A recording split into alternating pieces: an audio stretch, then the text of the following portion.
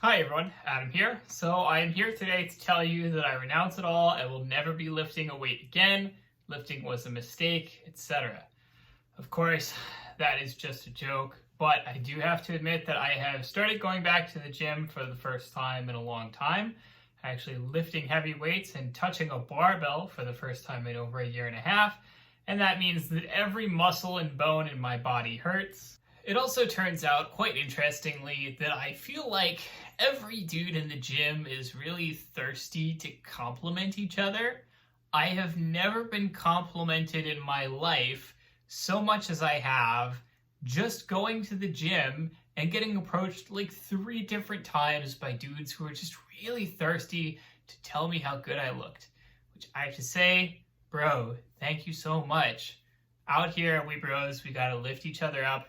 All the Himbos in the world, we gotta have Himbo solidarity. It's the only way we're gonna get through this. However, today I wanted to talk about the topic of progression plateaus. This is a really common one, right? You've been training for a long time, you stop seeing results, you don't know what to do, you call that a plateau. Naturally, of course, no one enjoys this because they feel like they're going into the gym, they're putting in the hard work, they are not getting the results that they want out of it, and they want to know why that is. So that is what we're going to talk about today, but of course, before we get started, do not hesitate to smash that like button, help level up the channel, bless all Himbos around the world with 10,000 years of uninterrupted gains, no plateaus in sight, just vibing, having a good time, etc. As always, I'm also generally accepting new online fitness coaching clients, so of course, if you are interested, don't hesitate to reach out via the link below, and I will be in touch. So what are the key reasons that you might be stalling in a progression? So one thing that can happen is that you are progressing, but you can't actually measure it significantly, or you're testing yourself too frequently. So what tends to happen, of course, is that as you've been training, you start out, gains come really quick, everything is really fast, you're able to test yourself every few weeks, every month, and you see your strength going up, you see the amount of muscle mass that you're building going up every single month. And you can test yourself and you can see results like clockwork. But what tends to happen is that over time you get to a point where it may take more than a month to see results, even if they're still happening. So that's to say that, okay, say, I'm used to, 20 pounds a month, 20 pounds a month, 10 pounds a month, 5 pounds a month. And then it gets to a certain point where, what you may actually gain in strength from month to month might be like, say, a pound or 2. And that's so small that, say, if you're used to, say, 250 pounds on the bench press, and you try 255 pounds next month, you're going to fail because that 5-pound jump was too much. But you don't have plates small enough to actually, tell the difference unless you go buy some tiny fractional plates and use those instead. So sometimes the problem is not that you're not progressing, it's just that you can't see it because it takes a few months. It really takes a longer time span for that progression to add up so that you can go and say, okay, yeah, now I can actually see the results. So it may be that you just need to be a bit more patient. You really just need to stick it out a bit longer and wait for that progress to show up a bit further. And one thing that you can do in that kind of situation is rely more on other external markers of your progression to see if you still seem to be moving in the right direction. So let's say, for example, that your 1 rep max is stalled, it's not improving anymore, but you do see that your volume is increasing. You do find that it's easier to complete your workouts. You're able to do more reps. You're able to do more reps, you're able to do more sets, whatever, from session to session. That's a good sign. That generally means you're getting stronger. That may not exactly bear out in, just the exact 1 rep max numbers right away, but that is generally a good sign that you are continuing to get stronger and you are still moving in the right direction. So long as those other factors are still kind of giving you the green light, it may be something where, okay, you just ignore it for a while and get back to it when you do see that, 5-pound, 10-pound increase eventually, maybe 3, 4, 5, 6 months down the line. A second major cause is simply that you're not following a good program. You're not following a program that is well structured or well designed or well progressed, or it is well progressed, but it's not really actually designed for kind of the goals that you want to see. And I know that this may seem a little silly, but again, like everybody starts out somewhere. I started out, I was going to the gym and I was training so hard and I thought that I was going to be improving. I thought that I was going to be getting stronger, but the reality was that I was doing mostly size-based training. I wasn't really doing anything to increase my strength. And the end result was that while I did end up building muscle mass, my strength went down over time because I was actually just focused so much on volume. I wasn't really actually pushing the strength at all. So, this is one of those things where it's like, do a gut check, go out, search the internet, say, okay, what does a strength program look like? What does a size program look like? What does an endurance program look like? Get a sense of what does what so you can know if you're actually following a program that's designed to suit your needs. And again, make sure that your volume is increasing over time and then you're not just, say, doing the same work or following some bizarre arcane scheme that you can't really tell how it's supposed to be working out for you. The main thing is you want to be making sure that your total training volume is increasing over time and that you're actually getting in a lot of good, high quality work in those heavier rep ranges, for example, if you're training for strength. Another major possibility, you're simply not doing enough training. So again, this is kind of related to the above point about maybe your training has not progressed hard enough.